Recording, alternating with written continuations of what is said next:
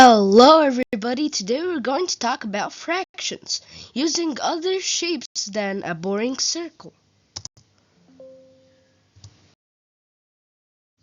Fractions with rectangles.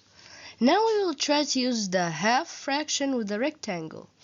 Here's a simple and fine rectangle. When you divide it up into half, it will look something like this.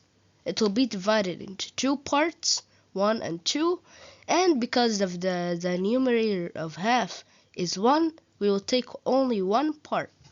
Okay, quick note. The two divided parts must have the same size.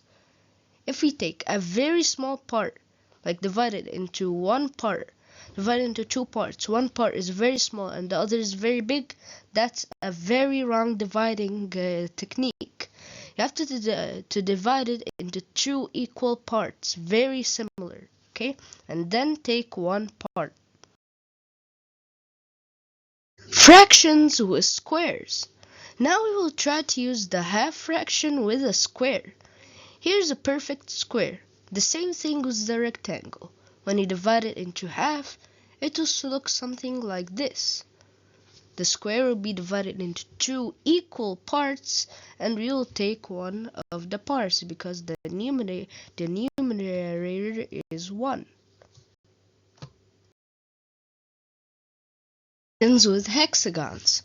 Now we will try to use the half fraction with a hexagon. Here's a great hexagon to use. When you divide it up into half, it will look something like this. It will be divided into two parts, and we'll take one part because the numerator is 1, in this case the half. Quick note, the two divided parts must have the same size. Other ways to divide shapes. Here is one more way of dividing a rectangle into half. This is the first rectangle and the rectangle that was in the first example, but now we divide it horizontally because the two parts are equal, so it is good. We can divide it like this way, but there are only two ways with the rectangle, dividing it vertically and horizontally.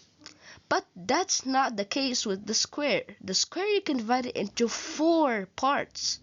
The first way we did in the second example was dividing it vertically. Now we can divide it horizontally. 2 parts are equal, and diagonally on the left and diagonally on the right. All of the parts in the square are equal, so it is good to do that. The square is out and the rectangle is out. The hexagon is the same case. 4 ways to do it, and the same way. The first way that we did in the third example was divided vertically. Now we can divide it diagonally left, diagonally right, and horizontally. This means that we can do all 4 ways. So the rectangle has only 2 ways of dividing it into half. The square only has 4 ways dividing it into half, and also the hexagon has 4 ways. Everybody that's watching, thanks for watching to the end. It was an absolute blast and amazing fun presenting this to you, Epic Mathematician. Bye bye, thanks for watching.